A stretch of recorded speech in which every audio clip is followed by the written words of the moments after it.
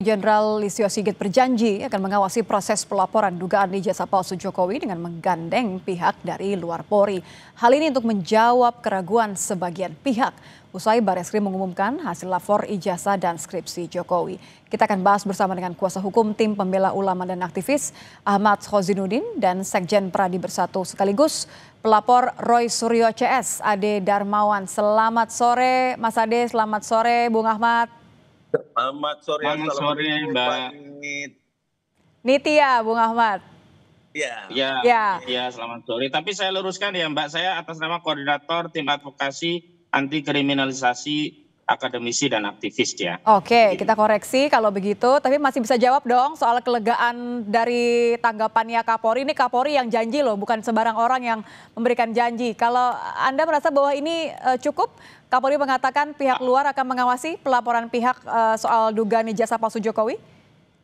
Yang tentu saja yang pertama kami apresiasi statement dari Pak Kapolri, Pak Listio Sigit Prabowo. Karena sebelumnya memang ini tidak lepas dari permohonan kami ya melalui TPUA. Karena TPUA juga bagian dari klien kami, Pak Rizal Fadila, yang telah mengirimkan surat permohonan gelar perkara khusus ke Karo Wasidik Bareskrim Mabes Polri pada tanggal 26 Mei 2025 yang lalu.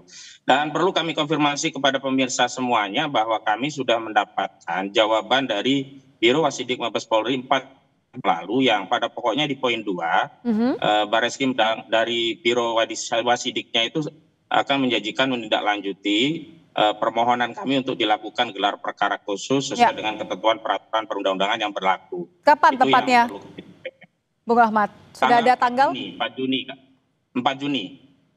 Jadi 4 Juni kami menerima surat dari Biro Wasidiknya begitu. Selanjutnya tapi kita perlu juga memperdalam statement dari Kapolri tadi, pengawas yang dimaksud eksternal itu seperti apa. Karena kalau yang didesain sesuai dengan Perkapolri nomor 6 tahun 2019 tentang penyidikan perkara pidana, di sana diatur gelar perkara itu ada yang biasa, ada yang gelar perkara khusus. Nah, dalam gelar perkara khusus itu seluruh pihak yang terkait dengan persoalan ini harus dilibatkan, dan dengan adanya gelar perkara khusus itu menjadikan apa yang sudah diumumkan oleh Bareskrim Mabes Polri itu harus dikoreksi kembali, karena kemarin kan hanya sepihak tanpa melakukan gelar perkara khusus, sehingga apa yang diinginkan publik bahwa proses dan prosedurnya itu bisa kredibel dan akuntabel dengan adanya transparansi dari proses gelar perkara itu belum terpenuhi saat itu. Karena itu kami berharap akan ada gelar perkara khusus yang bisa memperjelas proses prosedur termasuk substansi dari proses penyelidikan. Dan saya tegaskan ya, penyelidikan ini baru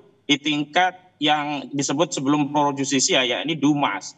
Karena itu kami berharap kasus ini ditingkatkan menjadi LP, sehingga bobot daripada gelar perkara nantinya akan bisa memberikan kepastian hukum kepada masyarakat.